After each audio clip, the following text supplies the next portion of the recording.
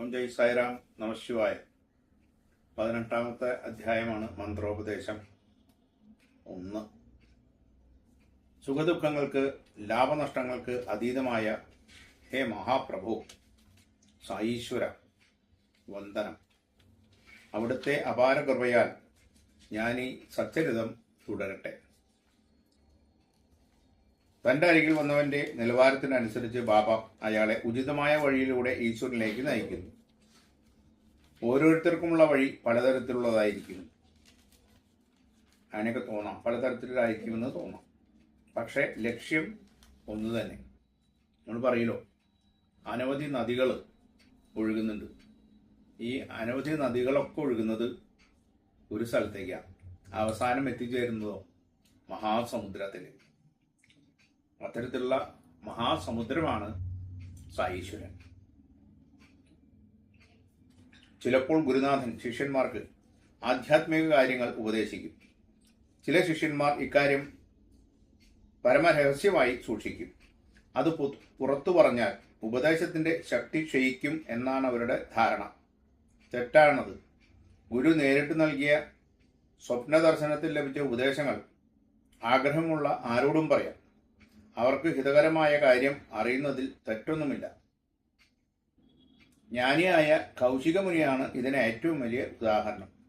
മുനി സ്വപ്നത്തിൽ തനിക്ക് കിട്ടിയ ഉപദേശങ്ങൾ, അതായത് ശ്രീരാമ രക്ഷാസ്തോത്രം, ഭക്തർക്കായി വിവരിച്ചു. ഇക്കാര്യത്തിൽ ഇനി ഇതിലും വലിയ പ്രമാണം വേണമോ? ഗുരു കാലവർഷം പോലെയാണ്.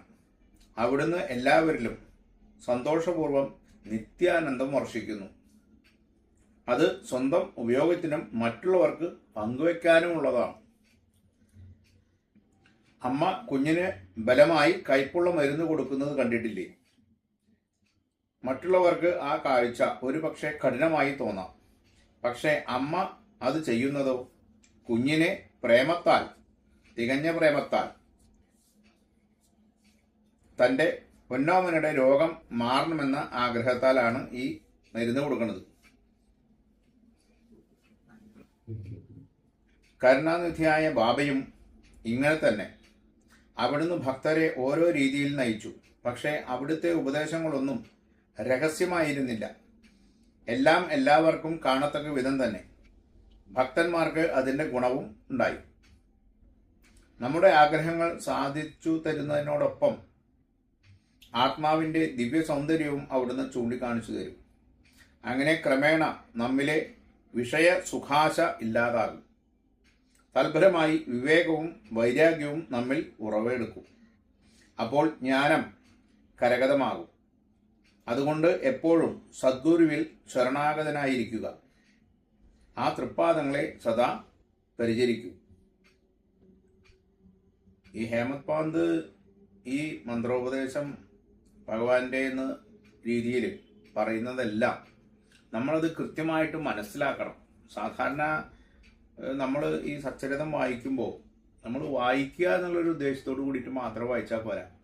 അത് മനസ്സിരുത്തി വായിക്കുക എന്ന് പറയില്ലേ, അതിൻ്റെ ആശയങ്ങളെ നമ്മൾ മനസ്സിൽ ഉൾക്കൊള്ളണം. അതാണ് ശരിക്കും ഈ സച്ചരിതം വായനയിലൂടെ നമുക്ക് കിട്ടുന്ന വലിയൊരു ഉപദേശം. ഗുരു ഈശ്വരൻ തന്നെയാണ്. ഗുരുവാണ് നമ്മുടെ യഥാർത്ഥ മാതാപിതാക്കൾ. ദേവതകൾ അതൃപ്തരായാൽ ഗുരു രക്ഷിക്കും. പക്ഷേ സദ്ഗുരു അതൃപ്തനായാൽ രക്ഷിക്കാൻ ആരും ഉണ്ടാവില്ല. സമസ്ത പാപങ്ങളും ഒടുങ്ങാനായി ശ്രീ ഗുരുപാദങ്ങളെ സേവിക്കൂ. ഭക്തന്മാർക്ക് എന്നുമെന്നും കൽപ്പതരുവായിരുന്നു സായീശ്വരൻ. ഓരോരുത്തരെയും അവിടുന്ന് ഓരോ രീതിയിൽ ഉദ്ധരിച്ചു. അതുപോലെ ഒരു ലീലയാണ് അടുത്തത്. ശ്രീ സതേ ബോംബെയിൽ അറിയപ്പെടുന്ന ധനികനായ വ്യാപാരി. പക്ഷേ ഇടക്കാലത്ത് വ്യാപാരം തകർന്നു. എത്ര ശ്രമിച്ചിട്ടും നഷ്ടം ഒഴിവാക്കാനായില്ല. അദ്ദേഹത്തിന് ജീവിതത്തോട് തന്നെ മടുപ്പായി, വിരക്തിയായി. ഈ ജീവിതത്തിൽ ഒന്നിനും ഒരു സ്ഥിരതയുമല്ലെന്ന് ബോധ്യപ്പെട്ടു. ജീവിതത്തിന് ഒരു സ്ഥിരതയില്ല. കാശുണ്ടായിരുന്നതൊക്കെ പോയി. അതോടെ സുഹൃതവശാൽ മനം ഈശ്വരനിലേക്ക് പാഞ്ഞു. ഇവിടെ ഒരു വാക്ക് നമ്മൾ വളരെ ശ്രദ്ധിക്കേണ്ടതായിട്ടുണ്ട്. സുഹൃതവശാൽ. എന്താണ് സുഹൃതവശാൽ എന്ന് പറഞ്ഞാൽ? മുജ്ജന്മ സുഹൃതം. മുജ്ജന്മത്തിൽ എന്തോ നല്ല നല്ല കാര്യങ്ങൾ ചെയ്തുകൊണ്ടാണ് അദ്ദേഹത്തിന് എല്ലാം നഷ്ടപ്പെട്ടിട്ടും ഈശ്വരചിന്ത ഉണ്ടാവുകയാണ് ആ സമയത്ത്. എല്ലാവർക്കും അത് ഉണ്ടായിക്കൊള്ളണമെന്നില്ല. അതാണ് ഇവിടെ പറയണത് സുഹൃതവശാൽ എന്ന് പറയണത്. സുഹൃതവശാൽ മനം ഈശ്വരനിലേക്ക് ചാഞ്ഞു. കയ്യിലൊരു ലോട്ടയുമേന്തി അദ്ദേഹം യാത്രയായി. ഏകാന്തമായി എവിടെയെങ്കിലും പോയി ഈശ്വര ചിന്ത ചെയ്യണം. പ്രക്ഷുബ്ധമായ മനസ്സിനെ അടക്കണം. ആത്മാർത്ഥവും തീവ്രവുമായ ആ ആഗ്രഹം സഫലമാവാൻ ഭഗവാൻ വഴിതെളിയിച്ചു. അദ്ദേഹം മാനസികമായിട്ട് തകർന്ന എല്ലാം നഷ്ടപ്പെട്ടവനെ പോലെ ഇരിക്കുന്ന സമയത്ത് അതിന് ഭഗവാനെ സമീപിക്കുക, ഭഗവാൻ ചിന്തയുണ്ടാക്കുക എന്നുള്ള ഒരു ലക്ഷ്യത്തോടു കൂടിയിട്ടാണ് അദ്ദേഹം ഇറങ്ങി പുറപ്പെട്ടത്. ആ സമയത്താണ് സതയുടെ ഒരു സുഹൃത്ത് ഷിർദിയിലെ ബാബയെക്കുറിച്ച് സൂചിപ്പിച്ചത്. താങ്കൾക്ക് എന്തുകൊണ്ട് സായീശ്വരനെ ദർശിക്കാൻ പോയിക്കൂടാ? എത്രയോ ആളുകൾ ആ തൃപ്പാദത്തിൽ ശരണം തേടുന്നു, ആഗ്രഹങ്ങൾ സാധിക്കുന്നു, ശാന്തി തേടുന്നു.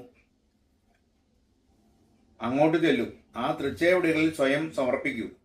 അവിടത്തേക്ക് നിങ്ങളോട് കരുണ തോന്നിയാൽ സമസ്ത ദുരിത ദുഃഖങ്ങളും ആ നിമിഷം അസ്തമിക്കും. പോയി ബാബയെ പോയി കാണൂ, അവിടെ ശരണാഗതി അടയൂ എന്ന് പറയാണ് സതയുടെ സുഹൃത്ത്. സതയ്ക്ക് ആ വാക്കുകൾ അമൃതവർഷം പോലെ ആയിരുന്നു. ദാഹിച്ചു തൊണ്ട പൊട്ടാറായവന് കുളിർജലം കിട്ടിയതുപോലെ, വിശന്നു വലഞ്ഞവന് വിഭവസമൃദ്ധമായ സദ്യ ലഭിച്ചതുപോലെ ഒക്കെയാണ് തോന്നിയത്. സതേ ഉടൻ ശ്രദ്ധിക്ക് യാത്രയായി. ആരെങ്കിലും ഒരു നല്ലത് പറഞ്ഞാൽ അത് കേൾക്കാനുള്ളൊരു മനസ്സുണ്ടാവണം. പല ആൾക്കാർക്കും ഈ നല്ലത് പറഞ്ഞാൽ കേൾക്കാനുള്ള മനസ്സുണ്ടാവില്ല.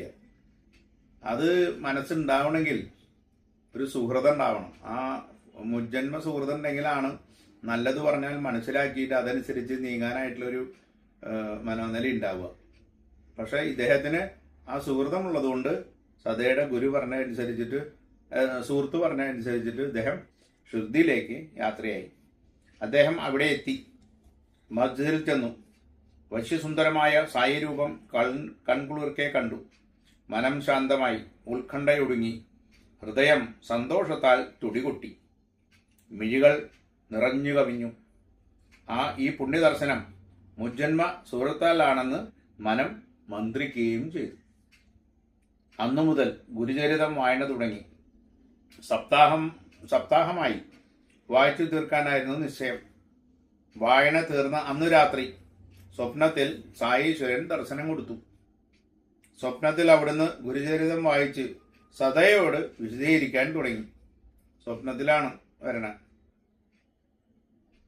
അതേ സതേ അത്യന്തം ആദരവോടെ കേട്ടിരുന്നു. സ്വപ്നം കണ്ടുകൊണ്ടിരിക്കെ സതേ ഉണർന്നു. മനസ്സിൽ ആഹ്ലാദം തിരതല്ലി. അദ്ദേഹം വിവരമെല്ലാം കാക്കാ സാഹിബ് ദീക്ഷിത്തിനോട് അറിയിച്ചു. പിന്നെ അപേക്ഷിച്ചു, സുഹൃത്തെ, എനിക്ക് ഈ സ്വപ്ന ദർശനത്തിന്റെ അർത്ഥം അറിയില്ല. അങ്ങ് ദയവ് ചെയ്ത് ബാബയോട് ചോദിക്കുമോ? ഞാൻ എന്തു ചെയ്യണമെന്ന് അവിടുന്ന് ആഗ്രഹിക്കുന്നു എന്ന് പറഞ്ഞു തരുമോ? അതറിഞ്ഞാലേ എനിക്ക് ശാന്തി ഉണ്ടാവും. ഇദ്ദേഹം കാക്കാ സാഹിബിനോട് പറയാണ്, എനിക്കിങ്ങനെ സ്വപ്നത്തിൽ ദർശനമൊക്കെ ഉണ്ടായി. ഭഗവാൻ എനിക്ക് ഈ ഗുരുചരിതം വായിച്ചു തന്ന് ഞാനത് കേട്ടിരിക്കുന്നതൊക്കെ ആയിട്ടാണ് എനിക്ക് സ്വപ്നത്തിൽ കണ്ടത്. അത് എന്താണെന്ന് എൻ്റെ അർത്ഥമൊന്നും എനിക്കറിയില്ല. അപ്പോൾ ഭഗവാന്റെ അടുത്ത് പോയി ചോദിച്ചിട്ട് അത് എന്താണെന്ന്, ഞാൻ ഇനി എന്താ ചെയ്യേണ്ടതെന്ന് ഭഗവാനോടൊന്ന് പറഞ്ഞിട്ട് അറിഞ്ഞു വരുമോ, എന്താ ഞാൻ ഇനി ചെയ്യണ്ടേ എന്നുള്ളതിനെ കുറിച്ച് പറയുകയാണ്. അതറിഞ്ഞാലേ എനിക്ക് ശാന്തി ഉണ്ടാകും. കാക്കാ സാഹിബ് ദീക്ഷിത് അവസരം കിട്ടിയപ്പോൾ ബാബയോട് വിനയപൂർവ്വം ഇക്കാര്യം ഉണർത്തിച്ചു പ്രാർത്ഥിച്ചു. കാരണം ബാബയോട് എന്തെങ്കിലും പറയണമെങ്കിൽ നേരം കാലമൊക്കെ നോക്കണം. ചിലപ്പോൾ ദേഷ്യപ്പെട്ടിരിക്കുകയാണെങ്കിൽ ചിലപ്പോൾ വേറെ രീതിയിലാവും പ്രതികരിക്കുക. അപ്പോൾ നേരം കാലമൊക്കെ നോക്കിയിട്ട് ബാബയോട് കാക്കാ സാഹിബ് ദീക്ഷിത് ഈ സതയുടെ കാര്യത്തെക്കുറിച്ച് പറഞ്ഞു. സ്വാമി, സരളനായ ആ ഭക്തനിൽ കൃപ ചൊരിയണേ. അദ്ദേഹം ഇനി എന്തു ചെയ്യണമെന്ന് അവിടുന്ന് നിർദ്ദേശിച്ചാലും ആ ദർശനത്തിന്റെ പ്രാധാന്യം വെളിപ്പെടുത്തിയാലും. കാക്കാ സാഹിബ് പോയിട്ട് ഭഗവാനോട് പറഞ്ഞു, എന്താണ് ഇനി ആ കുട്ടി ചെയ്യണ്ടേ, അയാൾ ഇനി എന്താ ചെയ്യണ്ടേ? എല്ലാം നഷ്ടപ്പെട്ടിട്ട് ഇപ്പോൾ ഭഗവാന്റെ തൃപ്പാദത്തിൽ വന്ന് ശരണമടഞ്ഞിരിക്കുകയാണ്. പക്ഷെ അദ്ദേഹത്തിന് ഗുരുചരിതം വായനയൊക്കെ കഴിഞ്ഞപ്പോൾ അന്നത്തെ രാത്രി തന്നെ ഭഗവാൻ അദ്ദേഹത്തിന് സ്വപ്ന ദർശനത്തിൽ ഭഗവാൻ വായിക്കുകയും സദേ കേട്ടിരിക്കുകയും ചെയ്യുന്ന രൂപത്തിലുള്ളൊരു ദർശനമാണ് കണ്ടത്. ഇനി എന്താ ചെയ്യേണ്ടതെന്ന് എന്നോട് ചോദിക്കാൻ പറഞ്ഞിരിക്കുകയാണ് എന്ന് പറഞ്ഞിട്ട് കാക്കാ സാഹിബ് ഭഗവാനോട് പറയുകയാണ്. പ്രിയ ഭക്തന്റെ അപേക്ഷ കേട്ട് സായീശ്വരൻ അരുളി, ഒരു പ്രാവശ്യം കൂടി സപ്താഹം വായിക്കാൻ അവനോട് പറയൂ. ഒരു പ്രാവശ്യം കൂടി വായിക്കാൻ പറയാം. ഗുരുവിന്റെ ദിവ്യചരിതം വായിക്കുമ്പോൾ ഭക്തന്മാർ പരിശുദ്ധരാകും, ഈശ്വരൻ പ്രസാദിക്കും, പ്രാപഞ്ചിക കുടുക്കുകളിൽ നിന്ന് രക്ഷ നേടും. സായീശ്വരൻ ഈ അഭയവാണി അരുളുമ്പോൾ ഞാൻ അവിടുത്തെ തൃപ്പാദം തടവുകയായിരുന്നു. ഈ ഞാനെന്ന് ഉദ്ദേശിക്കുന്നത് ആരാന്ന് മനസ്സിലായോ? ഈ ഹേമന്ത് പാന്ത് ഈ പുസ്തകം രചിച്ച ആളാണ്. അദ്ദേഹം അന്ന് അവിടെ ഉണ്ട്, ഭഗവാന്റെ തൃപ്പാദം തടവിക്കൊണ്ടിരിക്കുകയായിരുന്നു ഈ സമയത്ത്. ഈ ലീലകളൊക്കെ നടക്കുമ്പോൾ അദ്ദേഹം അവിടെ ഇരിക്കുന്നുണ്ട്. അപ്പൊ അതുകൊണ്ടാണ് ഇത്രയും കൃത്യമായിട്ട് ഈ പുസ്തകത്തിൽ ഈ ലീലകളെ കുറിച്ച് എഴുതാനായിട്ട് ഹേമന്ത് പാന്തിന് സാധിച്ചത്. ബാബയുടെ വാക്കുകൾ എന്റെ മനം ഇളക്കി മറിച്ചു. പ്രഭോ, അവിടുത്തെ രീതികൾ എത്ര വിചിത്രം! എത്രയോ വർഷങ്ങളായി ഞാൻ അവിടുത്തെ സേവിക്കുന്നു. സദയാകട്ടെ 7 ദിവസം കൊണ്ട് കാര്യം നേടിയിരിക്കുന്നു. ഗുരുചരിതം ഒറ്റ സപ്താഹം വായിച്ചപ്പോഴേക്കും ബാബ കൃപ ചൊരിഞ്ഞു. ഞാൻ 40 വർഷമായി അത് വായിക്കുന്നു. അവിടുന്ന് തന്നെ ഗൗനിക്കുന്നു പോലുമില്ല. എന്താണ് ഹേമന്ത് പാന്തിന് ആകെ വിഷമായി. കാരണം ഈ സതേന്ന് പറഞ്ഞ ധനികൻ അതെല്ലാം നഷ്ടപ്പെട്ടിട്ട് ഗുരുപാദങ്ങളിൽ സറണ്ടർ ആയപ്പോ 7 ദിവസം കൊണ്ട് അദ്ദേഹത്തിന് ഭഗവാൻ എല്ലാ സൗഭാഗ്യങ്ങളും കൊടുക്കാനായിട്ട് തയ്യാറാവാണ്. അതായത് ഭഗവാന്റെ കൃപ അങ്ങേറ്റത്തോളം ചൊരിയാനായിട്ട് ഭഗവാൻ തയ്യാറാവണം. ഞാനിവിടെ 40 വർഷമായി ഇത് പറയുമ്പോഴും മനസ്സിന്റെ ഉള്ളിൽ തോന്നലാണ് കേട്ടോ, ഇത് പറയല്ല. മനസ്സിന്റെ ഉള്ളിൽ ഹേമന്ത് പാന്തിന് തോന്നുകയാണ് ഞാനിപ്പോ ഇവിടെ ഭഗവാന്റെ കാല് തലകൊണ്ടുകൊണ്ടിരിക്കുകയാണ്. പക്ഷെ ഇവിടെ സദയ്ക്ക് ഭഗവാൻ ഓരോരോ അനുഗ്രഹങ്ങൾ ചൊരിഞ്ഞുകൊണ്ടിരിക്കും. ഞാൻ ഈ 40 വർഷമായിട്ടും എന്നെ തിരിഞ്ഞു നോക്കണല്ലോ ഭഗവാനെ എന്ന് ഹേമന്ത് പാന്ത് മനസ്സിലുകൊണ്ട് വിചാരിക്കുകയാണ്. ബാബയാകുന്ന മേഘം എപ്പോൾ കാരുണ്യവർഷം ചൊരിയുമെന്നോർത്ത് വേഴാമ്പലിനെ പോൽ ഞാൻ കാത്തിരിക്കുകയാണ്. എന്നായിരിക്കും സായീശ്വര അവിടുന്ന് എന്നിൽ ദയ ചൊരിയുക? എന്നെങ്കിലും എനിക്ക് ആത്മീയോന്നതി നൽകുമോ? ഈ ചിന്തകൾ മനസ്സിൽ ഉദിച്ച നിമിഷം തന്നെ അവിടുന്ന് അതറിഞ്ഞു. ഇതൊക്കെ ഹേമന്ത് പാന്തിന്റെ മനസ്സിൽ തോന്നുകയാണ്. നമുക്ക് ഈ ചില സമയത്തൊക്കെ ഓരോ സ്ഥലത്തൊക്കെ പോകുമ്പോൾ നമുക്ക് ഇത്തരത്തിലുള്ള വികാരക്ഷോഭങ്ങളൊക്കെ ഉണ്ടാവും. കാരണം എന്തെങ്കിലും കാര്യങ്ങൾ നേടാനായിട്ട് പോകുമ്പോൾ നമ്മുടെ പിന്നിൽ നിൽക്കണം. ഇപ്പൊ നമ്മൾ സായി ദർശനത്തിന് പോകാൻ നോക്കിയാൽ ഷിർഡിയിൽ അവിടെ ഇങ്ങനെ ക്യൂവിൽ നമ്മൾ നിൽക്കും. അപ്പൊ അവിടെയുള്ള കമാൻഡോഴ്സാണ് ഈ ആൾക്കാരെ ഉള്ളിലേക്ക് കടത്തി വിടണേ. അപ്പൊ നമ്മൾ ആദ്യമേ പോയി നിൽക്കണ്ടാവും, ആദ്യത്തെ ക്യൂ ലൈൻ നിൽക്കണ്ടാവും. പക്ഷെ കമാൻഡോ തുറക്കണത് ചിലപ്പോ 5ാമത്തെ ക്യൂ ലൈനാവും തുറന്നു വിടുക. അപ്പൊ നമ്മൾ മനസ്സിൽ വിചാരിക്കില്ലേ, ഞാൻ ഈ ആദ്യം വന്ന് നിന്നിട്ട് എനിക്ക് പോവാൻ പറ്റിയില്ലോ ഭഗവാനെ, ഇയാള് 5ാമത്തെ തുറക്കണം എന്താ? അപ്പൊ ചില ആൾക്കാർ ചോദിക്കും, ഞങ്ങളിവിടെ ഈ ഗേറ്റ് എന്താ തുറക്കാത്തേന്ന്. ഉടനെ കമാൻഡോഴ്സ് എന്താ പറയാന്നറിയോ? ബാബാക്ക് ഇച്ഛാ ഹേ എന്ന് പറയും. ഇത് ഭഗവാന്റെ ഇഷ്ടമാണ്, അവരെ കൊണ്ട് ഇത് തുറപ്പിക്കാൻ തോന്നിക്കുന്നത് ഭഗവാന്റെ ഇഷ്ടമാണെന്ന് പറയും. അതുപോലെയാണ് ഇപ്പോ ഇവിടെ ഹേമന്ത് പാന്തിന് മനസ്സിൽ തോന്നുന്ന കാര്യങ്ങൾ. ഈ ചിന്തകൾ മനസ്സിൽ ഉദിച്ച നിമിഷം തന്നെ അവിടുന്ന് അതറിഞ്ഞു. ആ ക്ഷണം ബാബ കനിവോടെ എന്നോട് പറഞ്ഞു, ചെല്ലൂ, ശ്യാമയെ പോയി കാണൂ, 15 രൂപ ദക്ഷിണയും വാങ്ങി വരൂ. കുറച്ചു നേരം ശ്യാമയുമായി സംസാരിക്കുകയും ചെയ്യുക, എന്നിട്ട് മടങ്ങി വരൂ. ബാബയുടെ ലക്ഷ്യം എന്തെന്നറിയാതെ ഞാൻ പോകാൻ എഴുന്നേറ്റു. ഈ ഹേമന്ത് പാന്തിനെതിരെ മനസ്സിൽ തോന്നിയ വഴിക്ക് തന്നെ ഭഗവാൻ പറഞ്ഞു, നീ പോയിട്ട് ഒരു കാര്യം ചെയ്യാം, ശ്യാമയെ പോയി കാണാം. ശ്യാമ എന്ന് പറഞ്ഞാൽ ഭഗവാന്റെ വലിയ ഭക്തനാണ്, അവിടെ അടുത്ത് തന്നെ താമസിക്കുന്നത്. അപ്പൊ അവിടെ പോയി ശ്യാമയെ പോയി കണ്ടിട്ട് ഒരു 15 രൂപ ദക്ഷിണ മേടിച്ചിട്ട് വരാൻ പറഞ്ഞു. എന്നിട്ട് എന്താ പറഞ്ഞേ, കുറച്ചു നേരം ശ്യാമയോട് നീ സംസാരിച്ചിരിക്കേ, എന്നിട്ട് ഇങ്ങോട്ട് മടങ്ങി വാ. ബാബ എന്താ പറഞ്ഞെന്നുള്ളത് ഒന്നും മനസ്സിലാവാതെ ഈ ഹേമന്ത് പാന്ത് അവിടുന്ന് എഴുന്നേറ്റു. ഇത് ഹേമന്ത് പാന്തിന് നേരിട്ട് കിട്ടിയിട്ടുള്ള ഒരു അനുഭവമാണ്. അന്തര്യാമിയായ ആ കരുണാമൂർത്തിക്ക് അറിയാത്തതായി യോതൊന്നുമില്ല. മനസ്സിലെ ചെറു ചലനം പോലും അവിടത്തേക്ക് സ്പഷ്ടം. വാസനാസഞ്ചിതമായ മനസ്സിൽ മോശമായ ചിന്തകൾ ഉയരും. പക്ഷേ നിന്ദ്യമായതെല്ലാം ആ കരുണാമയിയായ അമ്മ കണ്ടില്ലെന്ന് നടിക്കും. സച്ചിന്തകളെ പ്രോത്സാഹിപ്പിക്കുകയും ചെയ്യുന്നു. അങ്ങനെ ഞാൻ ശ്യാമയുടെ സമീപം ചെന്നു. അപ്പോൾ ശ്യാമ കുളി കഴിഞ്ഞ് മുണ്ട് മാത്രം ഉടുത്തു നിൽക്കുകയാണ്. എന്നെ കണ്ട് അദ്ദേഹം കുശലാന്വേഷണം നടത്തി. എന്താ ഇപ്പോൾ ഇങ്ങോട്ട് വന്നു? മസ്ജിദിൽ നിന്നാണ് വരുന്നതെന്ന് തോന്നുന്നല്ലോ. എന്താ മുഖത്തൊരു വല്ലായ്മ? തനിച്ചു വന്നതെന്തേ? ഏതായാലും ഇരിക്കൂ, നിത്യപൂജ കഴിഞ്ഞിട്ട് ഞാൻ ഉടനെ വരാം. ഒന്ന് മുറുക്കി സമാധാനമായി ഇരിക്കൂ. ശ്യാമയെ കണ്ടുവയ്ക്ക് ഇദ്ദേഹം ഹേമന്ത് പാദിനോട് ശ്യാമ പറയാണ്, എന്താ ഇപ്പം ഇങ്ങോട്ട് വന്നേ? അവിടുന്ന് ഭഗവാന്റെ അടുത്ത് നിന്നാണ് വരണേ, മസ്ജിദിൽ നിന്നാണ് വരണേ അല്ലേ? മുഖത്തൊരു വല്ലായ്മയൊക്കെ ഉണ്ടല്ലോ. തനിച്ചാണോ വന്നേ? നമ്മളിപ്പോൾ ഒരു വീട്ടിലേക്ക് വന്നു കഴിഞ്ഞാൽ നമ്മൾ ചോദിക്കുമല്ലോ, അതുപോലെ ചോദിക്കുകയാണ്. എന്തായാലും അദ്ദേഹം കുളിച്ച് പൂജയ്ക്ക് വേണ്ടി നിൽക്കുകയായിരുന്നു. അപ്പോൾ പറഞ്ഞു, ഇരിക്കൂ, ഒന്ന് മുറുക്കി സമാധാനിയാണ്. അവിടെ ഉള്ളവരൊക്കെ മുറുക്കും, അതായത് ഈ വെറ്റിലൊക്കെ കൂട്ടി മുറുക്കും. അപ്പോൾ അത് മുറുക്കിയിട്ട് സമാധാനമായിട്ടിരിക്കൂ ഞാൻ എന്ന് പറഞ്ഞു അദ്ദേഹം. ശ്യാമ ഇത്രയും പറഞ്ഞ് നിത്യപൂജയ്ക്കായി അകത്തേക്ക് പോയി. ജനലിലിരുന്ന വിശുദ്ധ നാഥ ഭാഗവതം കണ്ട് ഞാൻ അതെടുത്തു. വെറുതെ മറിച്ചു നോക്കി. കിട്ടിയ പേജ് ഞാൻ അതിരാവിലെ വായിച്ച് പൂർത്തിയാക്കാതെ വെച്ചിട്ട് പോന്ന അതേ ഭാഗമായിരുന്നു. അങ്ങനെ എൻ്റെ തെറ്റിയ നിഷ്ഠ അവിടുന്ന് ശരിയാക്കി. കാരണം അദ്ദേഹം സ്ഥിരം ഈ ഭാഗവതം വായിക്കും, നാഥഭാഗവതം വായിക്കും. അപ്പം അത് കാലത്ത് വായിച്ചിട്ട് പകുതി വെച്ചിട്ട് പോന്നിരിക്കുകയായിരുന്നു.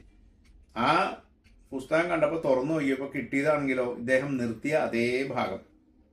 അപ്പോൾ അദ്ദേഹം ചിന്തിക്കുകയാണ്, എൻ്റെ തെറ്റിയ നിഷ്ഠ അവിടുന്ന് ശരിയാക്കി. ശ്രീമദ് ഭാഗവതം ഏകാദശ സ്കന്ധം ശ്രീ ഏകനാഥ സ്വാമികൾ എഴുതിയത്. അതായിരുന്നു ഈ പുസ്തകം. ഭാഗവതം ഏകനാഥ സ്വാമികൾ എഴുതിയിട്ടുള്ള ഭാഗവതമായിരുന്നു അത്. സായീശ്വരന് വളരെ പ്രിയമാണ് ആ ഗ്രന്ഥം. ജ്ഞാനേശ്വരിയുടെ 2ാം അവതാരം പോലെ അവിടുന്ന് നാഥഭാഗവതത്തെ പരിഗണിച്ചു. വിശ്വാസത്തോടെ ഏകാദശ സ്കന്ധം വായിച്ചു പഠിക്കുന്നവന് ഉടനടി ഈശ്വര ദർശനം ലഭിക്കും. ശ്യാമ പൂജ കഴിഞ്ഞെത്തി. ഹേമന്ത് പാദ് തന്റെ ആഗമനോദ്ദേശം അറിയിച്ചു. ശ്യാമ അത് കേട്ട് അത്ഭുതത്തോടെ പറഞ്ഞു, രൂപ എൻ്റെ കയ്യിലില്ല, പകരമായി വിനയപൂർവമായ 15 നമസ്കാരം സ്വീകരിച്ചു കൊണ്ടുപോയാലും. ഭഗവാൻ എന്താ പറഞ്ഞേ? ഹേമന്ത് പാദിനോട് 15 രൂപ പോയിട്ട് മേടിച്ചുകൊണ്ട് ശ്യാമയുടെ അടുത്ത് പോയിട്ട് ഗുരുദക്ഷിണയായിട്ട്. പക്ഷെ ശ്യാമയുടെ അടുത്ത് പോയി കഥയൊക്കെ പറഞ്ഞതിന് ശേഷം ശ്യാമ ഇതൊക്കെ കേട്ടിട്ട് പറഞ്ഞു, എൻ്റെ കയ്യിൽ പൈസ ഇല്ല, പകരം ഞാൻ 15 നമസ്കാരം തരാം, അത് ഭഗവാന് കൊണ്ടുകൊടുത്തോളാം. അപ്പോൾ ഹേമന്ത് പാദ് പറഞ്ഞു, അത് സ്വീകരിച്ചിരിക്കുന്നു. ഇനി കുറച്ച് സമയം സംസാരിക്കാം. താങ്കൾ ബാബയുടെ അമൃതതുല്യമായ ലീലകൾ പറഞ്ഞാലും. ഇരിക്കൂ, ഞാൻ ഈ വസ്ത്രം മാറ്റി ഇപ്പോൾ വരാം. ശ്യാമ അകത്തേക്ക് പോയി വസ്ത്രം മാറി വന്നു. പിന്നെ സംസാരിക്കാൻ തുടങ്ങി. സായീശ്വരന്റെ ലീലകൾ എങ്ങനെ വർണ്ണിക്കും? ആർക്കാണ് അതിന് കഴിയുക? അന്തമില്ലാതെ ലീലകൾ ആടുന്നവനാണ് ഈ സായിനാഥ്. നിങ്ങളൊക്കെ വലിയ പണ്ഡിതന്മാർ, ഞാനോ തനി ഗ്രാമീണൻ. ഞാൻ ആ മഹാപ്രഭുവിനെ കുറിച്ച് എന്തു പറയാൻ? ഇപ്പോഴൊരു സംഭവം ഓർമ്മ വരുന്നു, ശ്രദ്ധയോടെ കേട്ടാലും. ശ്യാമ ഹേമന്ത് പാദനോടായിട്ട് പറഞ്ഞു, ഞാനത് നേരിൽ കണ്ടതാണ്. ബാബയുടെ രീതികൾ അഗ്രാഹ്യം. പക്ഷേ നിങ്ങളുടെ നല്ല നിശ്ചയം എന്തായാലും അത് അവിടുന്ന് സാധിച്ചു തരും. എന്നാൽ ചില സമയം അദ്ദേഹം ഭക്തനെ അതികഠിനമായി പരീക്ഷിക്കും.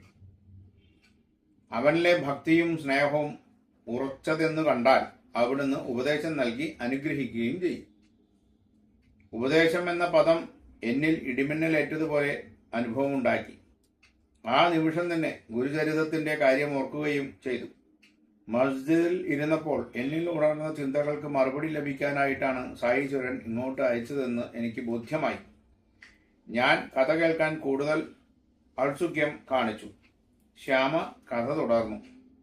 രാധാബായി, കേശവ് ദേശ്മുഖിന്റെ വൃദ്ധയായ അമ്മ.